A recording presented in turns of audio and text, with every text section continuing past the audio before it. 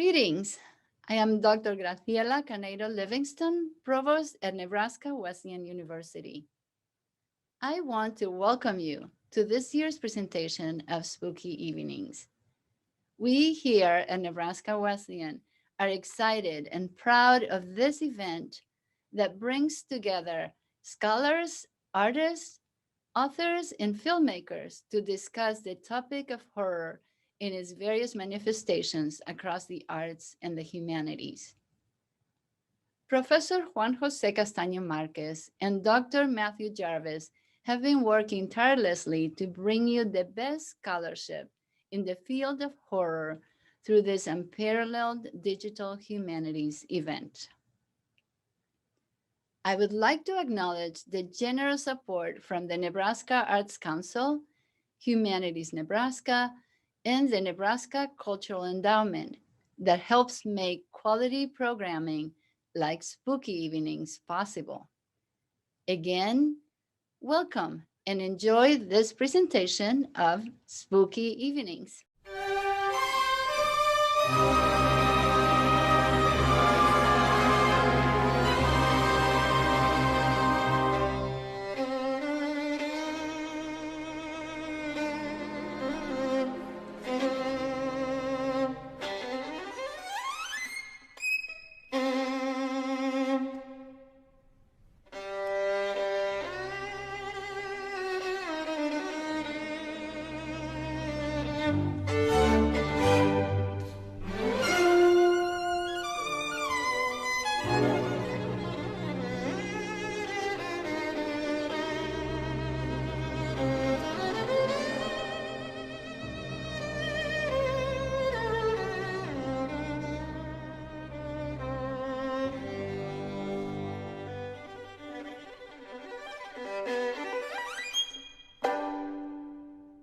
Tonight on Spooky Evenings, Dr. Toni Pressley-Sanon of Eastern Michigan University presents a talk entitled Zombify You, Zombify Me, the Reciprocal Nature of Dehumanization.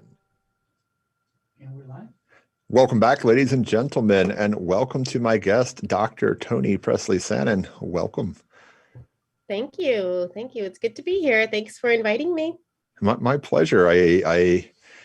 In putting this together, we definitely wanted to get cross sections of the humanities to address various topics and also to demystify certain aspects of monstrosity and horror. And so we were definitely focused this year on getting more of a cultural approach to things in order to demystify. And then when I came across your book, I'm like, there we go. Definitely a cultural aspect to the history. So I was really pleased to discover you back in May and then read through your book and then it was great being part of that series. They were McFarlane was really wonderful to work with on that. So your talk tonight, Zombify You, Zombify Me, the Reciprocal Nature of Dehumanization. And I'm going to invite you to begin. Thank you. All right, so I will be giving a talk and hopefully I will be animated enough that everyone will stay with me to get the point of the talk. This is actually very different from the kind of work that I was doing when I was writing Zombify a Nation, which is the book that you're referring to, that you found out about in May. So while I'll be referring to that book or referencing that book, I'm talking about some of the ways that my research has diverged in the past few years, but still very much connected, right? And hopefully we'll be able to see the connections as I talk. So I will just dive right in. So for much of my academic career, I've been preoccupied with drawing connections, mostly between Africa and its diaspora, but also between what is perceptible and what is imperceptible, at least by the five senses. Zombifying a Nation, Race, Gender, and the Haitian Laws on Screen, which I published with McFarland Press in 2016, was one such attempt. Although I didn't have the language for it when I began the project, I understood that disconnection is what makes the dehumanizing systems in which we as 21st century human beings are mired possible. I've been fortunate to have teachers and mentors who supported the connections I strive to make. And so Zombifying a Nation, although very pointedly, and mostly an analysis of the films that emerged from the United States in the years following the military, political, and cultural occupation of Haiti from 1915 to 1934, was also very much about larger connections. Foremost, how was the desire to contain and control what was considered by many white Americans to be the monstrous and dangerous population of Haiti related to white America's desire to circumscribe Black life in the United States? There are also several moments in Zombify a Nation in which I argue that while the United States Marines and those who came in their wake were attempting to zombify Haiti, that is, turn its people into workers devoid of a will to resist their subjugation, Haiti was in fact zombifying them.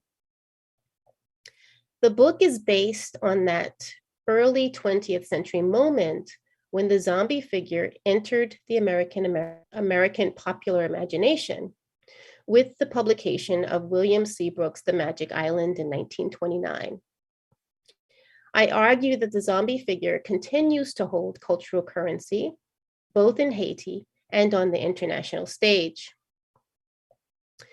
Through a reassessment of several of the earliest foreign conceived and produced films to feature the zombie, White Zombie, I Walked with a Zombie, and The Love Wonga, as well as the late 20th century's The Serpent and the Rainbow, which I heard you talk about a little bit last week with Dr. Hebblethwaite, as well as a discussion of Zombie Candidat à la Présidence, ou Les Amours d'un Zombie, a 21st century film from Haiti, I took an interdisciplinary approach to examining the socio-political work that the films perform. In addition, I hope to expand our understanding of the zombie through my exploration of Heading South, a film about the female tourist industry in the Caribbean, through the lens of the zombie, and zombification as consumptive processes that are driven by capitalism. If I were working on the project today, I would likely include, most obviously, Jordan Peele's Get Out in my exploration. Ultimately, the book argued for a rethinking of the zombie as a call for a more equitable relationship between the global South and the global North, as well as centers and margins wherever they may lurk within our nation. The connections I was focused on then were those between the Haitian land and population and the quote unquote Negro population of the United States and the white, ostensibly Southern American population. I say ostensibly here because I wish to point out yet another connection that is often obscured by the divisions that we insist on. That in the US context, although the plantation economy relied heavily on the physical labor of people of African descent, the entire nation benefited from enslaved labor. We need only turn our attention to the African burial ground projects in the Northeastern United States, or that the wall from which Wall Street gets its name was built by enslaved Africans, to realize that slavery existed throughout the colonies, or to consider where many of the supplies that supported the transportation and maintenance of enslaved people came from, where those who invested in the trade lived. At the same time I wrote the book, I was looking at these connections through the lens of voodoo, the nature religion that many people in Haiti practice, even as they practice other religions like Catholicism, and more recently, Protestantism. I pointed out that the Haitian laws or spirits that are unseen presences and influences in Haitian life could be witnessed also influencing the lives and actions of the Americans who were coming from a place that was dealing with its own Negro problem in the films. For example, in my discussion of two of the earliest films to emerge following the occupation, White Zombie in 1932 and I Walked with a Zombie in 1943, I explored how, while the Americans who occupied the country hoped to physically possess the nation, i.e., contain and control it, the nation, in fact, psychically possessed them. Possession, contrary to popular belief, is not one way. It is reciprocal. So while the American occupiers' goal was to turn the people into beings devoid of will, whose labor they could exploit, they were turning themselves into exploited beings as well. As Jennifer Fay asserts during the occupation, quote, the Marines who served in Haiti were viewed as beholden to a phantasmatic economy of their own, one that revolved around the specter of themselves being drawn into the belief systems that gave rise to such creatures as zombies. This fear is evidenced in one of the many firsthand accounts by American Marines that came out of the occupation. John Houston Craig's Cannibal Cousin, in which he writes about the toll that Haiti took on the Marines in zombie-like terms, with the, quote, degenerating magic of the tropical sun affecting the troops stationed too long in Haiti. Flesh melts from the bones. The face becomes the face of a corpse with deep-set eyes, like pools of smoldering fire. Under this condition, Marines go mad like rabid dogs, becoming violent toward the natives, then turn suicidal. In general, he finds that white men think queer thoughts and sometimes do queer things in the tropics. The only cure is a swift return to the land of birth, end quote. This description of Marines echoes that used to describe zombies who are awakened to their depraved state once they taste salt. They turn their anger on their master before returning to the grave from whence they were stolen. Contrary to the plan, Americans were not the only masters. Haitians also pulled the strings.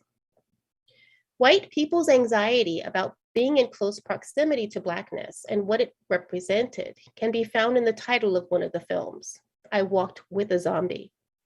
And their fear that they would be subjected to the zombification that they wished to inflict on Haitian people is evidenced by another film title, White Zombie. Whether the depictions of the Loirs' influence on the Americans was a deliberate move on the part of the American filmmakers or not is beyond the purview of this talk. What I'm concerned with thinking through at this juncture is what these films teach the viewer about the nature of interconnectedness, a term that comes up often in Buddhism, a spiritual tradition that originates in Asia. For after all, as a former professor of mine used to say, story comments on and reflects reality. And as we have seen time and again, and especially in the past 8 or so years, truths can be stranger than fiction. I know what you're asking. How did you get from voodoo to Buddhism? The answer is 1, very easily, and 2, that I'm not the first person who has made the connection between an African-derived spiritual tradition and Buddhism. For example, in Ocha Dharma, Cheryl Petty explores the relationship between Lukumi, an African-based tradition, and Buddhism. As Petty states, many Lukumi practitioners also practice other African-derived traditions that are practiced in the African diaspora, like Candomblé from Brazil, Palo, also from Cuba, and Vodou. So although the book is about Lukumi, the connections that the author makes are easily transferable to these other traditions that have been vilified in the popular American imagination through white supremacist lens. Before I go forward, I want to explain what I mean by interconnectedness or interbeing.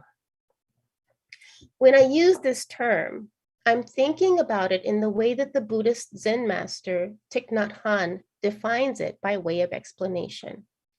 He says, quote, "The verb to be can be misleading because we cannot be by ourselves alone. To be is always to interbe. If we combine the prefix inter with the verb to be, we have a new word, interbe. To interbe and the action of interbeing reflects reality more accurately. We inter-are with one another and with all life. What that means quite simply is that my fate is inextricably intertwined to your fate and vice versa. What supports me also supports you, and what harms me harms you. Nat Hanh provides a poignant, if also difficult example to illustrate our interconnectedness. He relates watching the white policeman beat African-American Rodney King on his television in France on March 3rd, 1991, while he was in France. He says, quote, "When I first saw that video on French TV, I felt that I was the one being beaten and I suffered a lot," end quote. He felt himself to be Mr. King. He felt the blows raining down on his head, his torso, his legs, the stun gun as it made contact with his flesh. Addressing his audience, he continues, quote, "I think you must have felt the same," end quote. All of us were beaten at the same time. We were all victims of violence, anger, misunderstanding, and the lack of respect for our human dignity. This first display of empathy is easy enough for most of us to comprehend. It is the reason that there was so much outrage when 3 of those officers were found not guilty of using excessive force, and a jury failed to reach a verdict for the 4th. But when Nat Hanh looked deeper, he also saw himself in the police officers delivering those blows. He says, quote, "I saw that the policemen beating Rodney King were no different from myself. They were doing it because our society is filled with hatred and violence. Everything is like a bomb ready to explode, and we are all part of the bomb. We are all co-responsible. We are all the policeman and the victim," end quote. Because there is no us, there is no them. This idea of interconnectedness is also found in the African philosophical belief in Ubuntu, I am because we are.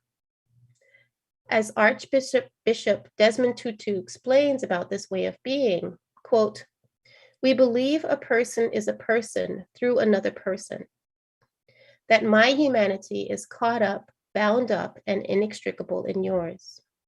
When I dehumanize you, I inexorably dehumanize myself. The solitary individual is a contradiction in terms, and therefore you seek to work for the common good because your humanity comes into its own through community, in belonging," end quote. Again, there is no us, there is no them. The truth of our interconnectedness is intrinsic to the Haitian worldview, as evidenced by the language. You see, there is no you, plural, in Haitian Creole. There is only us. So when I ask my dear ones in Haiti how they are, as in, how are you all? I would say, comment nous y, which in English would translate as, how are we? I have always found this way of including myself in the well-being of those to whom I am speaking really beautiful. I have often wondered what this way of speaking means to how we think about ourselves in relation to so-called others. My way of thinking about this, my need to make these connections, is evident in the approach that I took to my reading of the films that emerged from the US in the years following the American Marine occupation of the island and what was happening with the Black population in the United States at the time. So let's look briefly at that history. The US Marines landed in Haiti in July 1915 and immediately began to subvert and erase as many traces of the revolution that had kicked out their French enslavers over 100 years before, while slavery was still very much alive in all of its surrounding nations. This erasure entailed in part rewriting their constitution, and for the entire length of the occupation, flying the American flag at the Haitian palace. It also meant conscripting men, mostly those from rural communities, to construct roads that they would not only not benefit from, but that would in fact put their lives in danger. Today, if you travel outside Port-au-Prince to visit rural areas in Haiti, you will find wide highways cutting right down the middle of villages, with tiny clay houses mere feet away from fast-moving cars and trucks. There are no sidewalks. Countless men and women and children have died on those roads, many unrecorded as their lives and deaths are not deemed worthy of recording. But back to 1915 and beyond. Ostensibly driven by a Christian ethic, during the late 19th century, the idea that the United States had a special mission to uplift quote unquote backward people around the world took hold. Part of that project entailed embarking on an expansionist project that they felt they had missed out on earlier in history. It began in the late 19th century and continued well into the 20th century. Remember that in the United States, at the exact same time the US Marines were landing in Haiti, we were in the throes of de facto Jim Crow in the North and de jure Jim Crow in the South. This meant that almost all of the rights and advances that people of African descent had made in the country in the years following the Civil War, the Emancipation Proclamation, and Reconstruction were rolled back. White America was making itself great again, not only at home, but abroad. It can be assumed that the vast majority of the men who landed on Haiti's shores were committed to that charge. If you're familiar with that history, then you will know that one of the consequences of the largely white male military occupation of the country was a political stabilization, read safety, which allowed regular Americans, again, mostly white and male, artists, wealth seekers, fame seekers, filmmakers, anthropologists, etc., to visit and stay for extended periods of time. One of those seekers was Seabrook, a journalist who for a year was invited to share the home, meals, rites, and ceremonies of a mambo, a voodoo priestess, in one of those rural communities. The resulting text, The Magic Island, where the zombie was first explained in detail, contributed to the othering of Haiti that had begun centuries before. It also brought the figure of the zombie to a wide American audience. As Charles Najman describes the process, quote, "The living dead became sadly celebrated across the United States and Europe," end quote. And Frank de Gaulle concludes that as a result of such writings about Haiti, in the foreign mind, the following link was made, quote, "Haiti, it is voodoo, voodoo, witchcraft, and witchcraft, zombification," end quote. At the same time, African Americans were dealing with white Americans' attempts at re-zombification.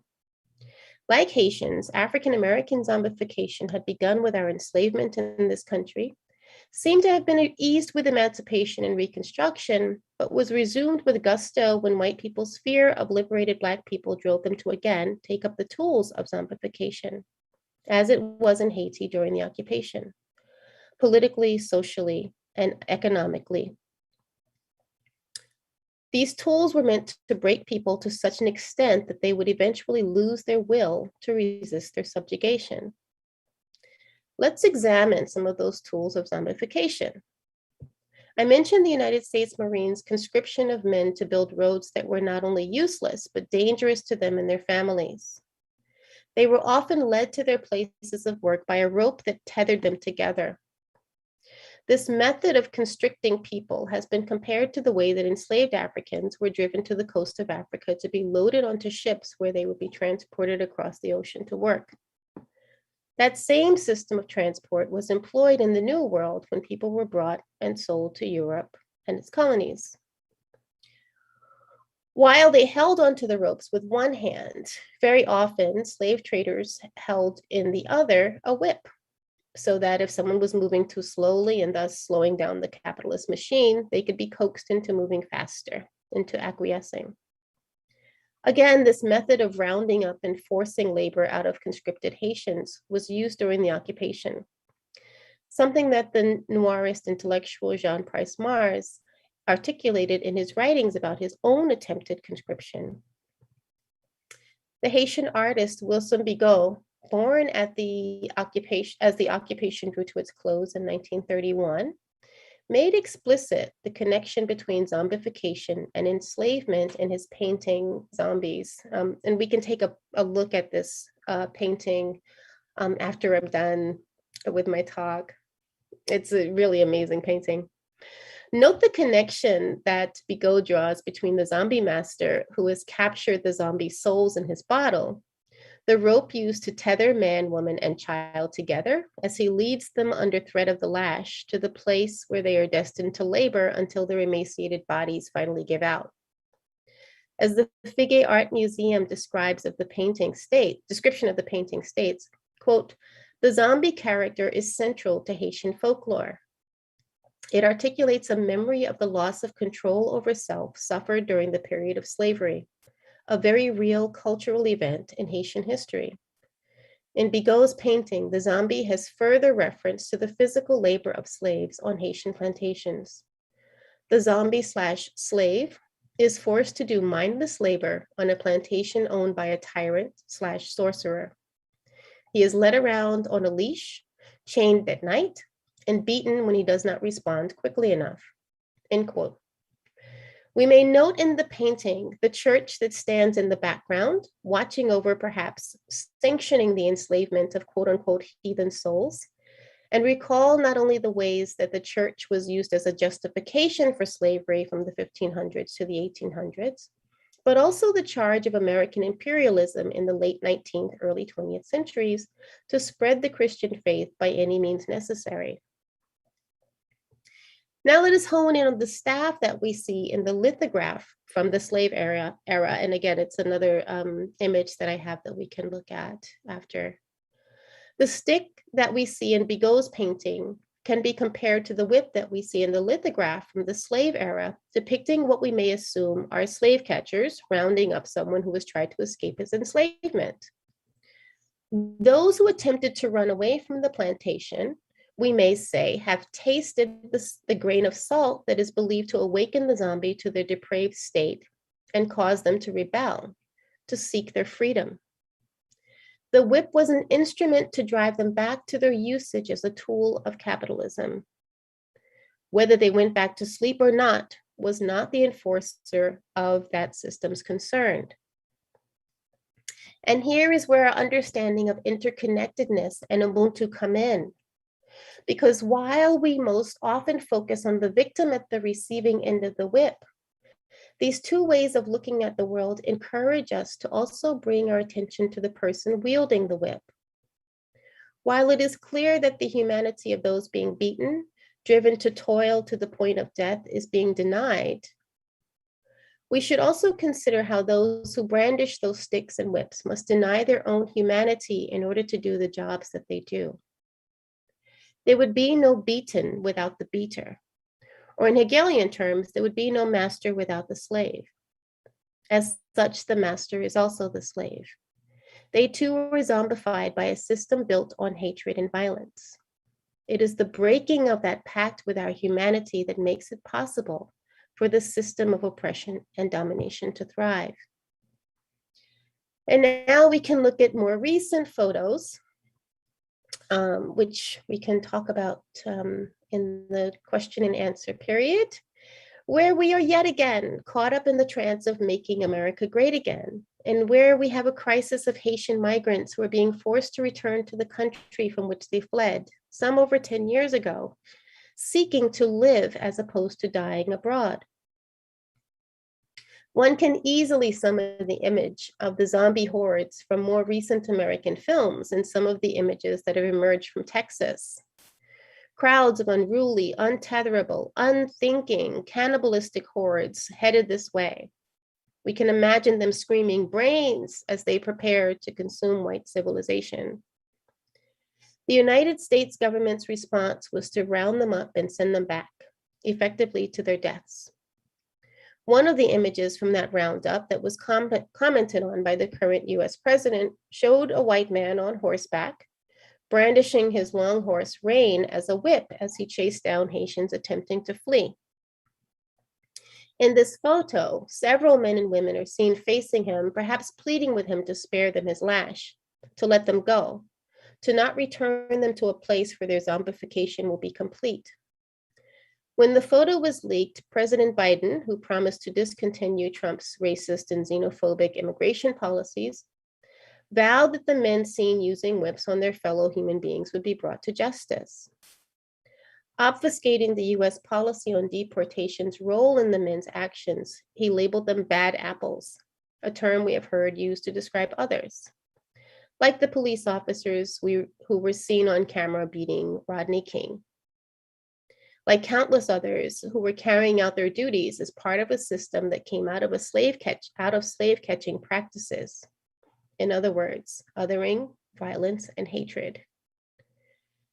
Now, depending on your relationship with me, whether as friend, future friend, colleague, or student, you may be saying, but Toni, or Dr. Pressley-Sanon, those people are being sent back to their country.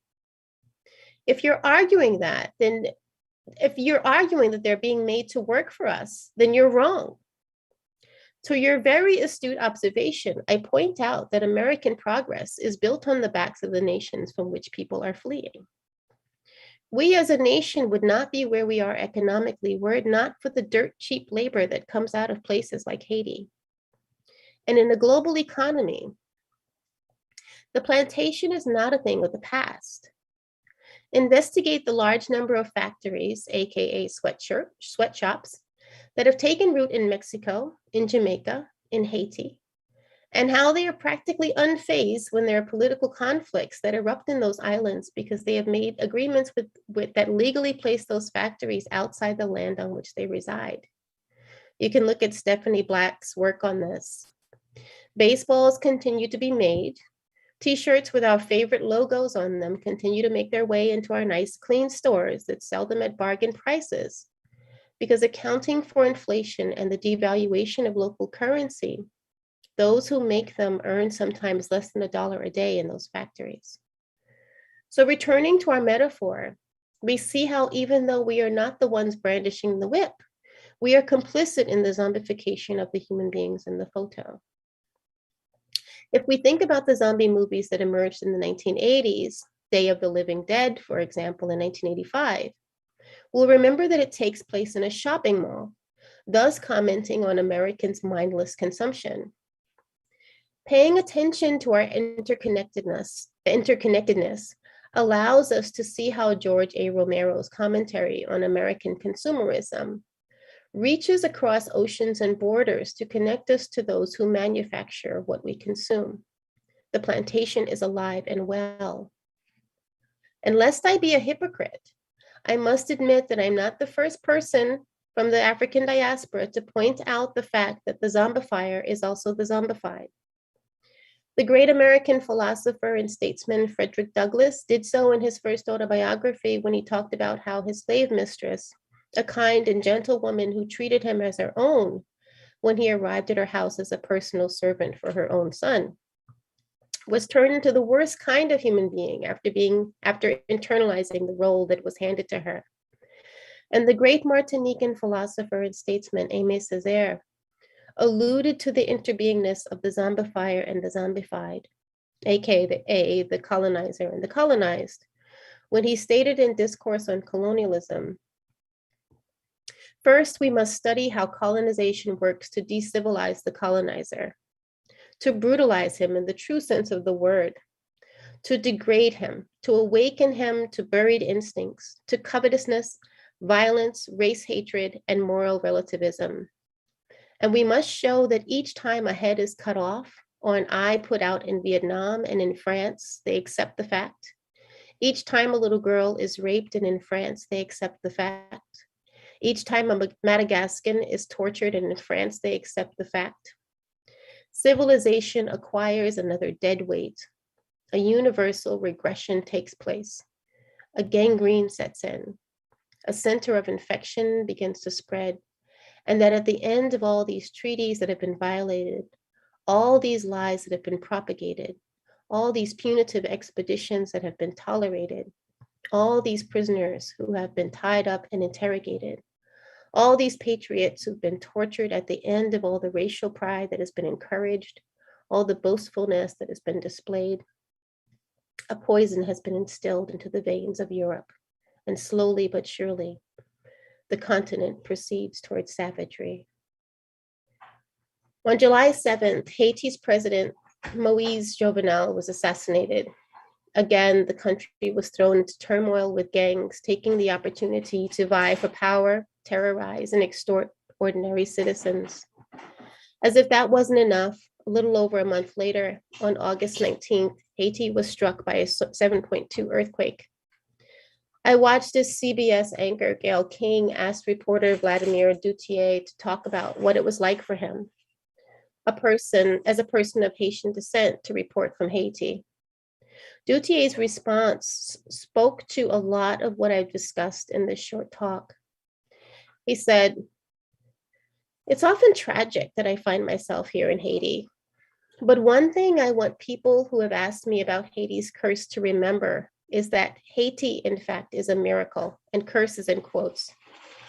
Haiti is, in fact, a miracle, a modern miracle, the first independent Black nation in the Western Hemisphere. Slaves brought here in shackles threw off those chains of slavery to defeat a superpower and granted equality to all people across this land. And that is Haiti's legacy. That is what we're most proud of. And as they say here, it's just another mountain to climb, and climb it they will, end quote. King echoes Duthier in invoking a well-known Haitian saying, "Des mon gain mon," mountains beyond mountains. In doing so, she calls to mind the common interpretation of the phrase that after trouble, more trouble, of which Haiti has had more than its share. But I prefer my friend Jaloki's understanding of the phrase, that there is a hidden truth behind what one sees. The truth behind our separation is that we are all connected. The salt is the recognition of that fact. We, citizens of the global North, need only taste a bit of salt ourselves to wake up to the truth that there is no them, only us. Thank you. Thank you. My pleasure. I'm trying to piece together. So I guess we could show some of the images. Sure. I'm sorry I wasn't able to do that during the. Let me do that now if I can find them.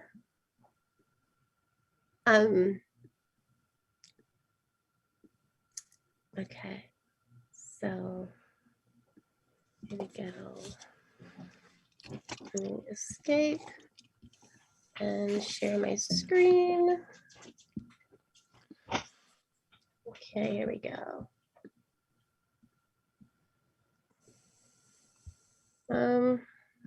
Okay, so here is the one of the images from that American expansionist project that was taking place in the early 20th century that I mentioned.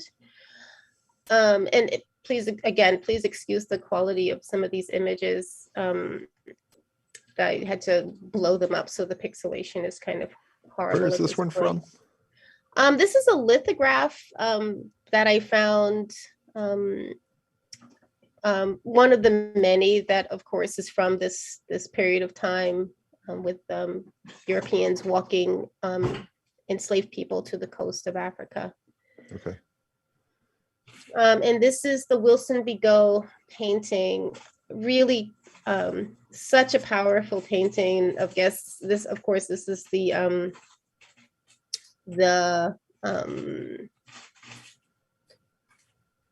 Zombifier. I won't call him an Ugan because it would be the wrong connotation, but he has raided a grave and he has the souls of these three beings trapped in this bottle. Mm-hmm. And it's, as you can see, it's a man, a woman, and a child, and he has his lash to force them to do his bidding. And as I mentioned, you have the church in the background, which signifies somewhat of the church's role in Haiti at the time, and their role in the slave institution at the time. And this is another lithograph. And I've just interpreted this as someone who has been caught, perhaps trying to leave the plantation. And you can see that this man is wielding a whip to drive him back to the plantation. So this is what I was talking about in terms of, these connections between zombification, the whipping, the enslavement, what it means to have a grain of salt and to awaken to your depraved state. And this is one of those images that came out of Texas. Again, please excuse the pixelation, but you can see how it's kind of a horde of people, just this mass of disorder, making their way towards the United States, which is the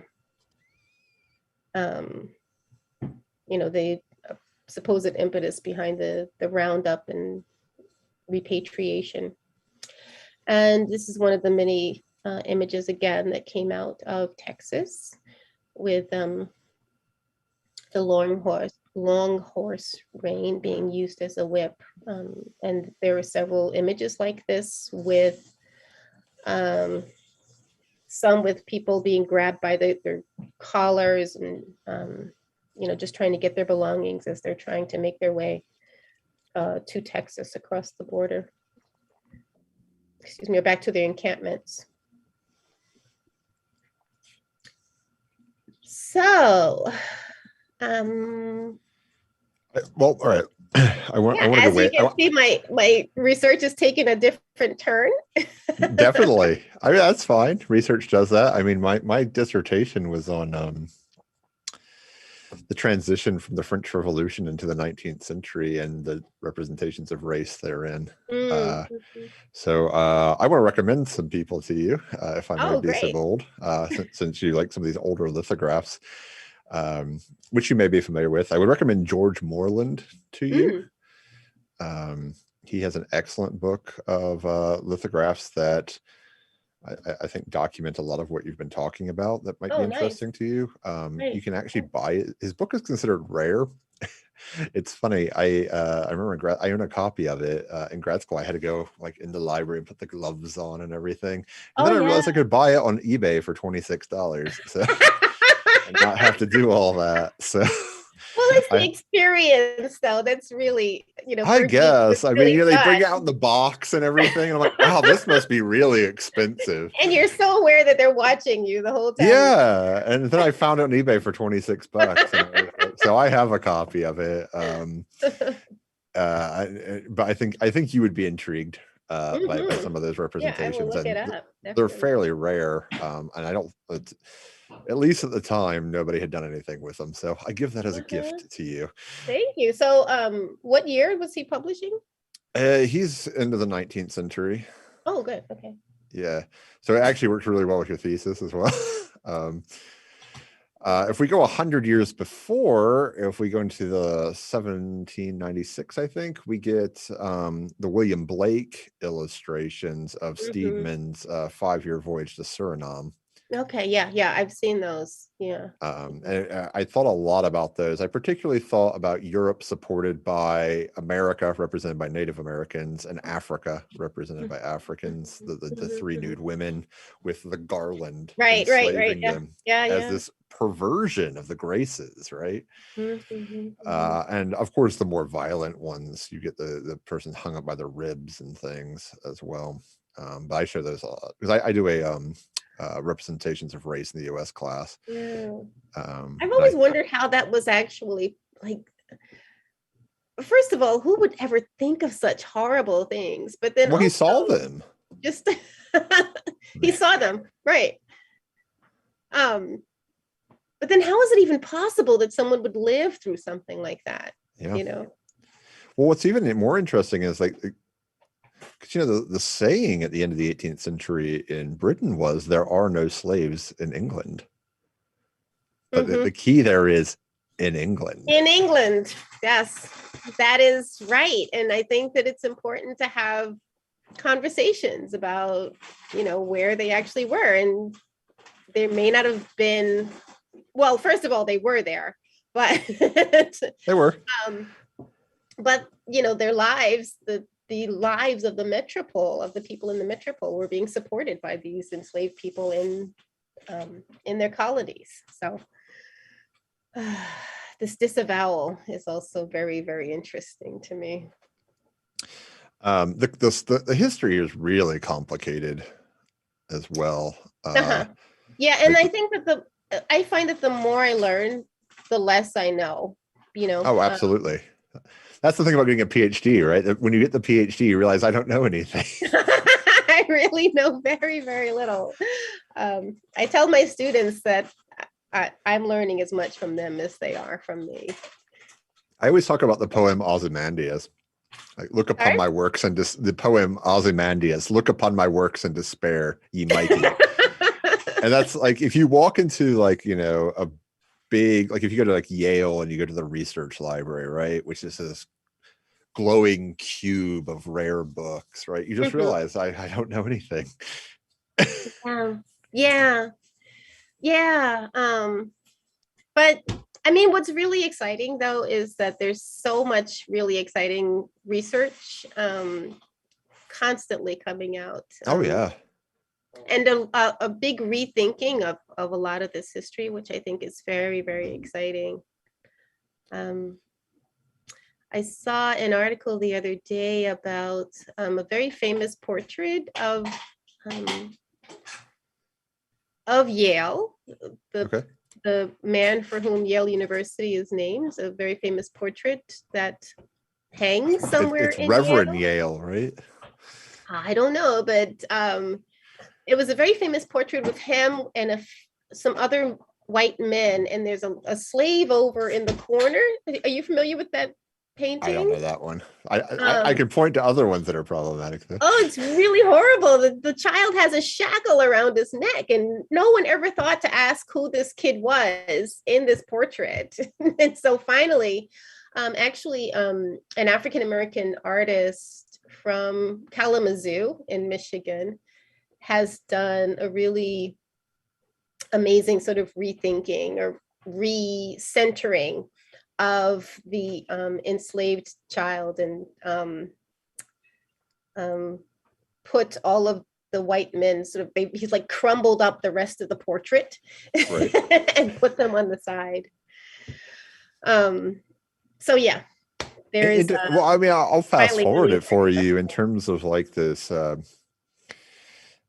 sort of contemporary re-racial analysis of things. Like what drives me nuts actually in terms of like contemporary culture is the musical Hamilton, because one of the characters to me that is missing is the character of Billy Lee, which is George Washington's slave, who actually wrote the majority of Washington's letters, not Alexander Hamilton. And it's like you're so concerned, and yet you've expurgated. I mean, like he's in portraits with Washington that were contemporary to the time. Yeah. And I just, it's work to be done. It is work to be done. Yeah, it's so mind-boggling to me that even, I mean, what's the passage from the Bible, right? The road to hell is paved with good intention. Yeah. And I feel like we still march down that road.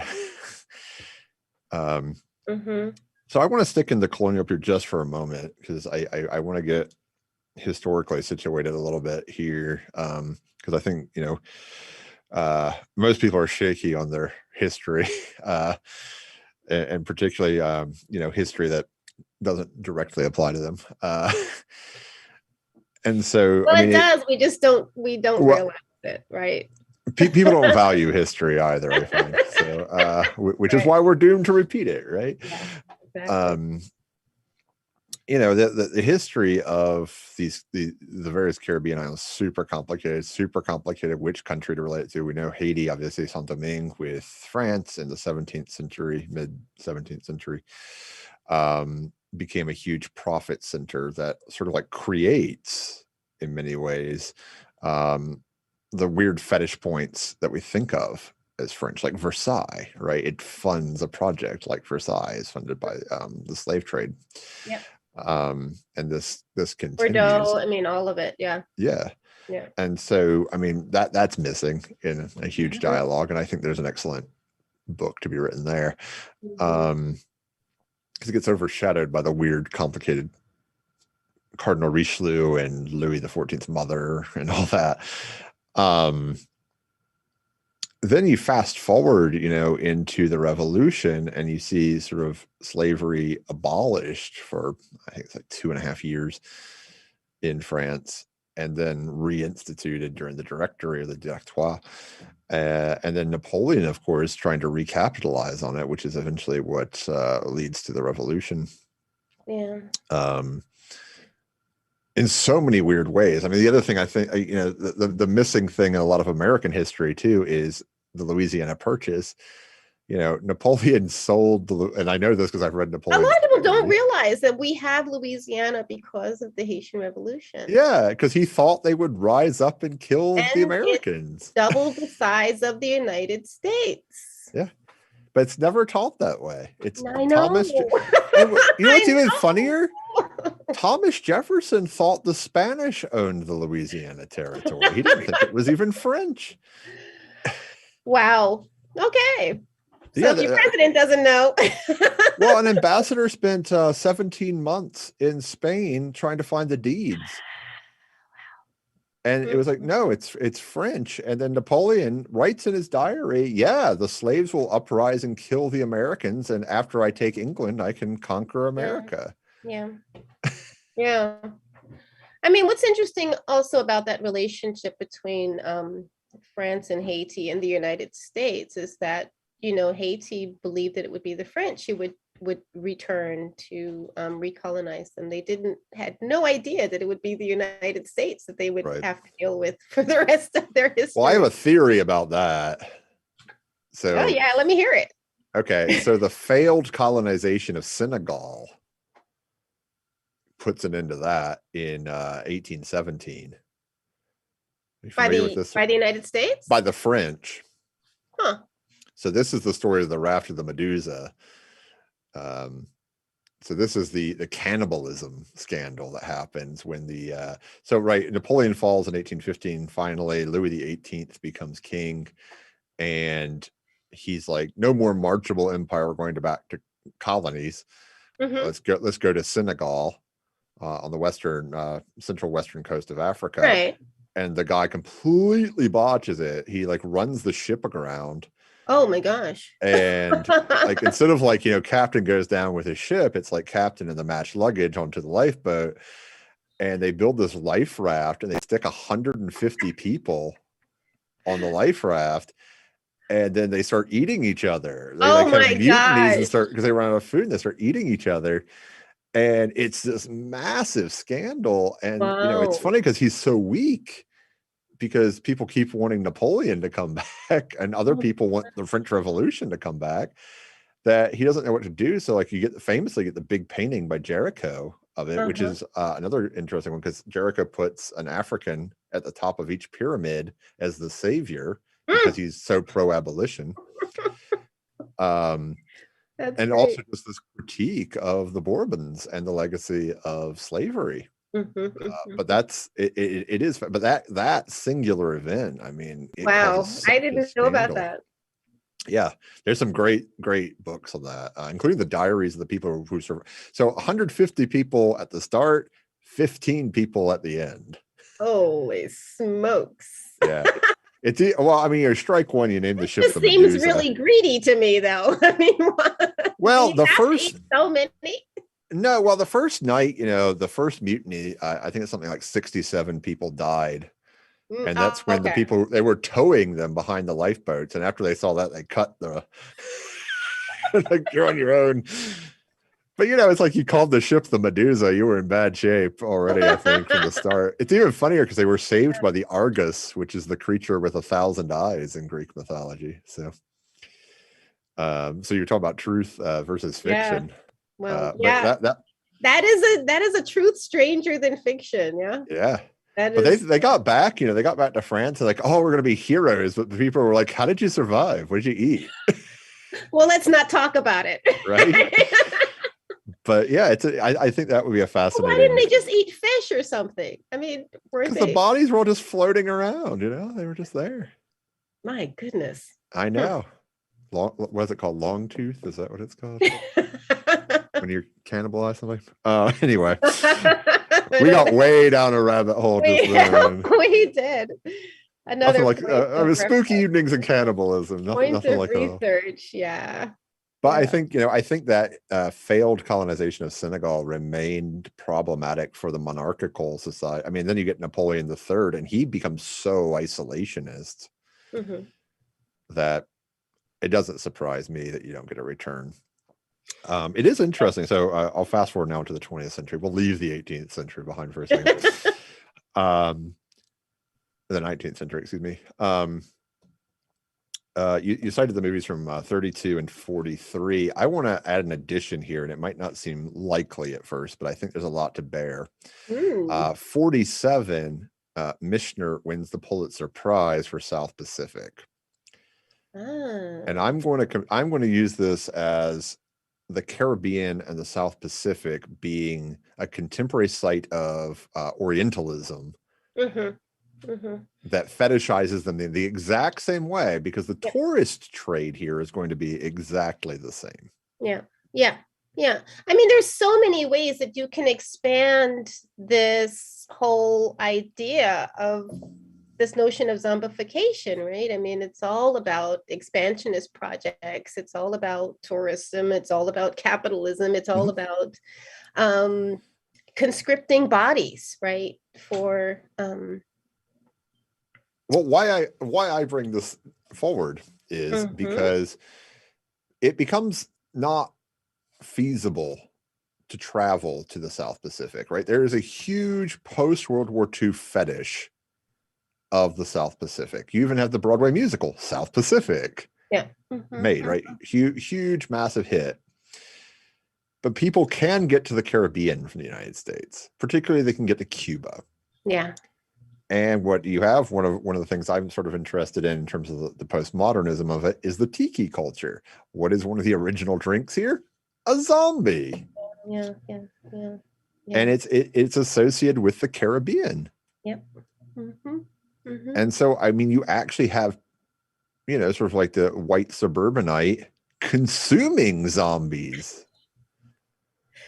Well, yeah.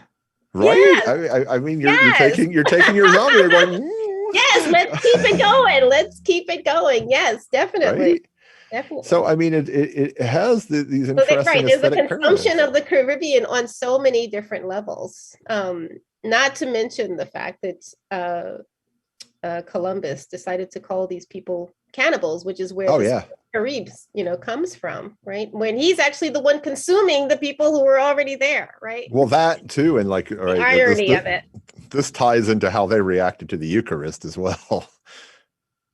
Like, I'm not going to eat somebody and drink blood. What are you talking about? Right. Like that, not enough is made of that. We had some interesting concepts here too, because I mean, one thing that I think contemporary scholars often, perhaps mistakenly, and I think more work needs to be done on this, because we've been super saturated with the zombie in pop culture, so much so that it becomes really muddy water to dive into, because it's just evolved into a cipher for biopolitics, and it dehistoricizes a great deal. Yeah, I mean, I think George Romero did something really wonderful in the 1980s when he went with his series. But I will tell you, I will confess that I don't watch zombie movies from the 20th, 21st century. I can't take the gore. I really cannot stand. I can't stand the gore. And they do eat people. They are cannibalistic. I'm very much aware of that. I always get it confused. I think it's the Return of the Living Dead. I think the first one is Night of the Living Dead, right? Stuck in the mall. Well, Return is I think the funny one when the zombie picks up the intercom and says, "Send more cops," because they're eating the cops. The weird part about that is they capture one of the zombies and they ask them why they eat people, and the response is actually quite chilling. It makes the pain go away. Oh, that's some food for thought, literally. Yeah. So I think it's the Return. Like I said, I get them confused because I'm not the biggest zombie fan. I mean, oh wow, there are all kinds of ways that comment can go. Yeah. So I gift that, and it's pretty funny and not gory because it's cartoon violence. It's like Wile E. Coyote kind of violence. Okay. So I think you could. Maybe I'll watch it. Maybe I'll pick up on it. I would also point out, the George Romero Night of the Living Dead. He doesn't call them zombies. He calls them ghouls. Okay. That's interesting. It is, because it's a completely, and we know zombie was already a pop cultural. I mean, he gets a lot of credit, but like you've already pointed to the Bela Lugosi white zombie. So I mean, that's 30 plus years before. It's not like the term wasn't around. Yeah. Maybe he was just trying to do something different. I don't know.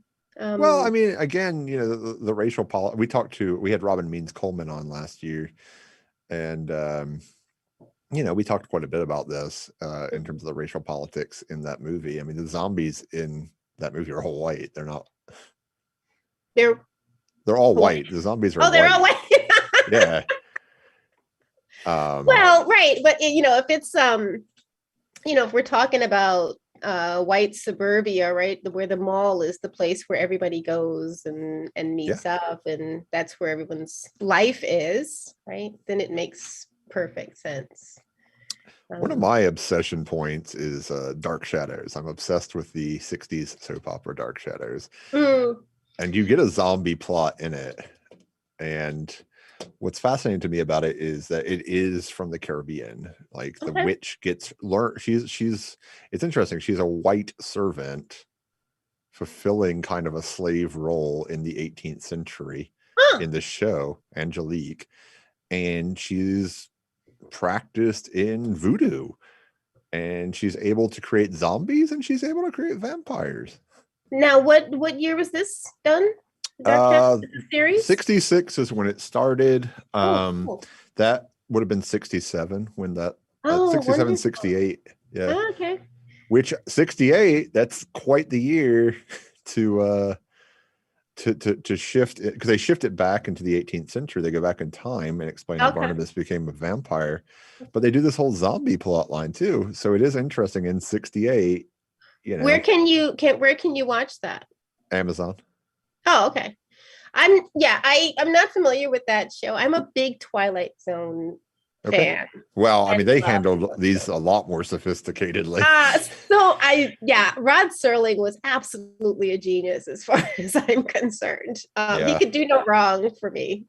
But the Dark Shadows, I'll look I think there's something there to be mined for you too, because I mean, specifically in 68, because you think 68, you also have like the series of assassinations that happened in 68. Martin Luther King, Kennedy. Right. And you also have sort of the end of the Johnson era, which I mean, obviously tied to civil rights. Yeah, right. And then the rise of Nixon. I mean, there's fertile ground there. Yeah. This one person, I think his last name is Platt, who writes about sort of zombie films as a reflection and commentary on some of the sociopolitical, what's happening sociopolitically, and how certain creatures emerge at specific times, periods of war, for example, right? I was asked this last night about like politics and monsters and things, and I was like, no, monsters just reflect the social thing that's going on. Like, you know, the AIDS crisis, we had a lot of vampires. We'll probably get a lot of vampires now post-COVID. Like, Mhm. it's more just a reflection of something that translates the fear. Yeah. You think it'll Now, be vampires? You think it'll well, be vampires are all about infection, true? and we're all getting like, well, hopefully everybody's getting a shot. Yeah. Huh. But zombies, you know, zombies they're biopolitical, right? Mhm. Which is why I think they're so easily turned into a cipher. Mhm. District 9 is an interesting one, which is actually about aliens, but it's not aliens. They're clearly I zombie think aliens. I think I saw that it takes place in Nigeria, yes, or South Africa. Yeah, I think it's South Africa. But I think that the aliens were supposed to be Nigerians. I remember reading a Yes. critique No, of the film. Yeah, right. So that was the xenophobia, right, coming through. right. Yeah, uh-huh. Mm-hmm. But I mean, they're like I said, they're not actually aliens. They're clearly Yeah. zombies because you get infected by them. Right. So it's this weird sci-fi horror thing. But yeah, I mean, it is interesting to see that. I want to talk to you about the Serpent and the Rainbow because I'm hung up on the Serpent and the Rainbow. It could be because it's one of the earlier horror movies I saw for whatever reason when I was way too young to watch it. Yeah. I'm also a huge Bill Pullman fan in general, so I mean, but it fits your thesis so well because it's pure like capitalist driven in terms of why it happens. But then it's also just this horrible misrepresentation of culture. You know, all I can do is sigh about a film like that. It was a really horrible representation of Haiti, of voodoo. Not a good look for Wade Davis. You mentioned that last week. He kept his job at Harvard. Yeah, of course he did, and has written extensively since then as well, right? Is still very much a respected scholar. So I don't see much of a difference between it and Cannibal Holocaust, which I'm sure you haven't seen if you hate gore. But no. No. I mean, in terms of exploitativeness, I mean, it's like a late stage grindhouse film in some ways in terms of its exploitation. Yeah. It was Serpent in the Rainbow was hard to watch.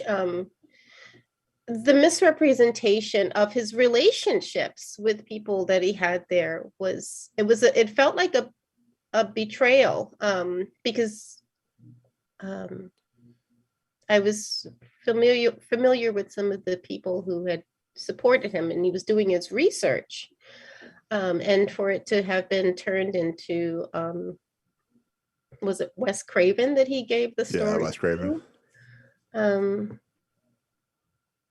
Was you know, it was just it actually reminds me of exactly what happened with William Seabrook and this Mambo. No, exactly.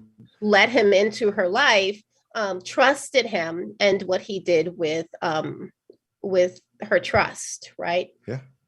So it's history repeating itself, as you said, right? We do not learn from history, and so it's repeating itself, and you know, certain people pay for it over and over again. They're re-zombified. But, you know, as I argue, if you're dehumanizing others, you're also dehumanizing yourself, right?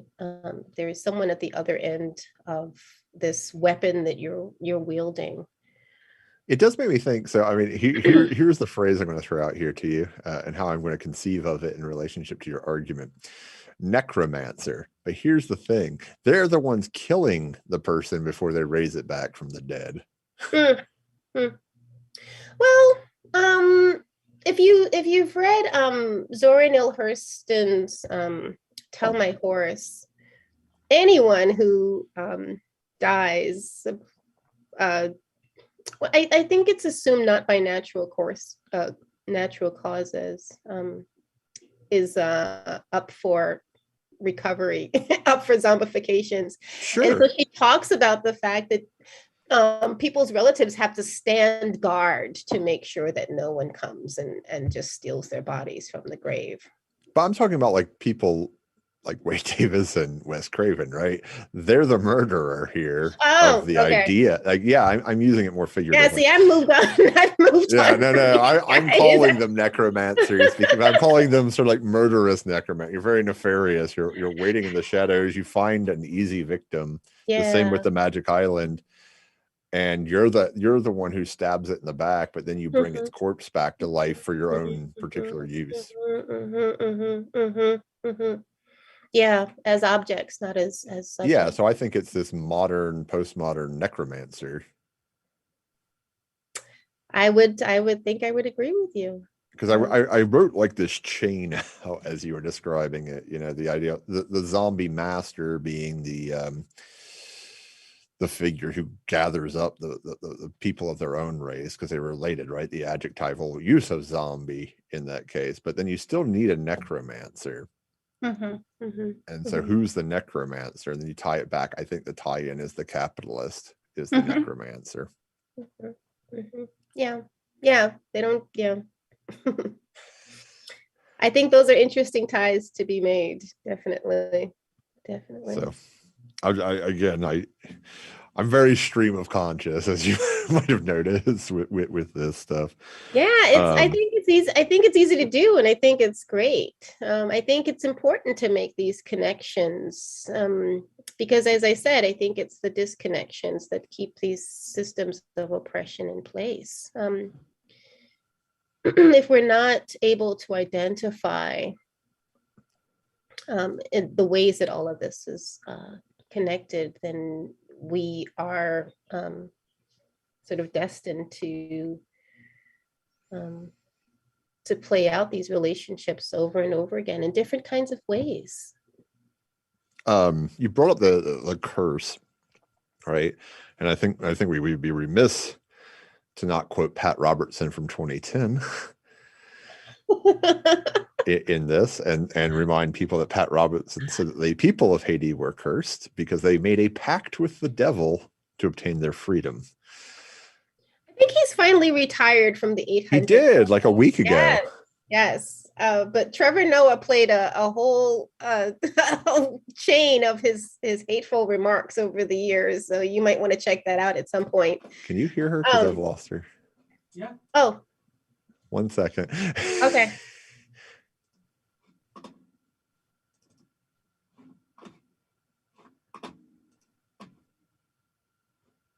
Can you say something?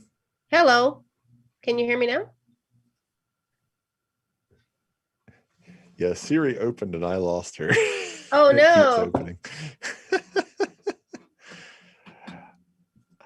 Oh, Christ. There we go. I think I heard you. Okay. There we go. I was typing in the chat. Okay. That's funny. Yeah, no, I summoned the demon of our postmodern existence, and she muted me. or I brought up Pat Robertson, and I got think muted. that's probably what happened. Some sort of curse sent from Regent University toward me. Yeah. So Trevor Noah did a whole montage of some of his most hateful sayings over the years. And one of them definitely was about that this so-called curse that Haiti was under after making a pact with the devil. So here's the thing about this so-called pact, right? The real the curse that Haiti is under is having had the audacity to demand their freedom from their colonizer as a tiny Black nation who declared themselves, who declared their Blackness as they declared their independence in a Western hemisphere that was, and they were completely surrounded by slave nations. I mean, was it Thomas Jefferson that used to call them what did he call them? Pestilence. He would call Haiti pestilence, a pestilence over and over again. And, even though there was still trade between Haiti and some of these other surrounding nations, its independence was not immediately recognized. It was a very exploitative relationship. They were forced to pay reparations. And France so wonderfully actually gave them the loan to pay the reparations that they had to pay them. So that is the so-called curse, right? That's the curse that they have had over their heads. Which again, I mean, goes back to that necromancer, right? Who is the devil? Right. Yeah. Right. I mean, Raoul Peck has this wonderful series on Amazon. I don't know if you've seen it. It's called Exterminate the Beasts, where he's asking that very question: who are the real beasts? Who are the real savages in all of this? Right. And as you know, you may know, Raoul Peck is a Haitian filmmaker who spent some of his childhood in the Congo and has done some really amazing films throughout his career. So that's what I'm watching right now. Okay. Yeah. I mean, it's so complicated, and just the way we've consumed it, pun intended, is really rather striking. I mean, you start with, as you say, the 32 version, but also just literarily dating all the way back to the late 18th century, just how we've consumed the culture. And then, I mean, I do find it fascinating that post the time period we mark as the civil rights movement, it shifts into a sort of another exploitative cipher that we can onlay other things to as per our usefulness. Yeah. And I mean, I'm particularly interested because you talked about Rodney King, and I'm actually writing about Rodney King right now. Oh, cool, nice. Because I'm writing about a horror in the 90s right now, and a horror film or horror. It's so the project. You don't want to give it away? No, it's fine. I can talk about it. Okay. I do talk about horror films specifically, but I contrast them to cultural events from the 90s and cultural events today. So it's basically me looking back at my teenage years or younger and thinking about what they were like then and what they say about now. So I look at like Rodney King, O.J. Simpson, Clarence Thomas, all that in this chapter called Specters of Blackness. And I look at the 90s, so I'm looking at Candyman, looking at Beloved, looking at Sleepy Hollow, which people, and I look at it in terms of like what was going on in the 90s with like, the LA riots and stuff, but then I look at it in terms of 2019 and the Black Lives Matter protests and things. Are you looking at the latest iteration of Candyman as well? I do talk about it briefly, but the book is mostly about the 90s. So okay. Yeah, because the book is called Millennial Monstrosities, the horrors of a 90s kid.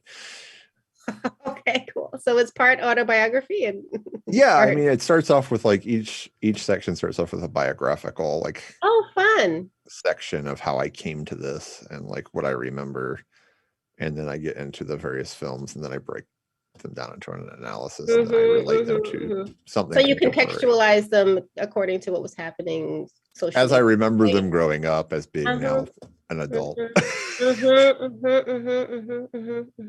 And how these narratives change as well. I mean, they change and very much from the time that they happen to now. So that's one of the parts, is this idea about race. It's the fourth part. The first part is like the Me Too movement, and then DOMA and gender politics. Those are the four things I look up. Cool. So you mentioned Tarana Burke, I'm sure. Oh yeah. Good. Bibliography is quite long. I think I had like 219 footnotes. Oh yes. Section. So. We must be thorough as academics. So yeah, I mean, Show your yeah. work. But yeah, so I mean, That sounds I'm really, exciting. yeah. I hope hopefully it's good and hopefully people read it. But yeah, I mean, it does come to bear. I think you're absolutely right. I mean, the other thing we think about as media scholars, right, is that what was the first point of mediation for a transgression? I remember my grandfather, for instance, who fought in World War II, always talked about like the visualization of Vietnam and sort of like the problems that brought to bear upon the politics. You think the same about Rodney King and the advent of the technology that allowed for the recording of that. Yeah. And sort of like then its articulation, because we get networks like CNN created, and just how we consume that, then how we consume 24/7. Yeah. News 24/7. Yeah. And so our opinion changed, and it sort of like recreated monsters of a different kind that we could see on our TV, and that created threats and created a culture of fear and that I think had to be fought. It goes to another level today with social media, right? Where whenever you want, it's just available to you. Facebook, Instagram, just all of these. Everything is instantly disseminable. Yeah. And you hold it in your hand. Yeah, over and over and over and over again, as many times as you want to watch it, right? It's available to you to consume, right? Yeah. So a lot of work the to only be problem done with all of this consumption is, what are people actually producing, right? I mean, because that's the other side of the consumption, right? And who's producing it? Yeah. So much to be done. Much work to be done. I think we all need a grain of salt. We do. I want to thank you so much for being on. I really appreciate it. Thank you again for having me. It's been fun. Our pleasure. I want to invite everybody to take the survey that Juan is now posting into the various chats. I invite you to tune in tomorrow night for our Kendall Phillips, and to remind you, as always, to stay spooky. Bye. So yeah, just so much. Yeah, lots of food for thought. It's also interesting. Another painting I think about this time period is the Gros painting, the Plague House of Jaffa from 1804, which shows Napoleon as basically Christ raising Lazarus, healing the Frenchmen that are dying because they basically gone to Egypt. Now the real reason they're dying is because he's poisoned them all with laudanum. Speaking of zombies, but the contrast here is that the Egyptians in the scene are fine. Okay. Because of course they have the autoimmunity to the disease. Wow. There are all kinds of interesting narratives coming out about COVID too. Around immunity and innate kind of defenses against it. Well, Dragan Kuyunjik, who was on the other night, talked about it coming from the vampire bat. So I was obsessed when I was first in like lockdown with COVID, right? Back when schools put us in lockdown and let us teach online. I was obsessed with the Lovecraft story, The Color Out of Space, in relation. I haven't watched that yet. You don't like gore, you're not gonna like it. It's a lot of body horror. I know, but I feel like I have to watch it. All right, so watch the German version. Oh, okay.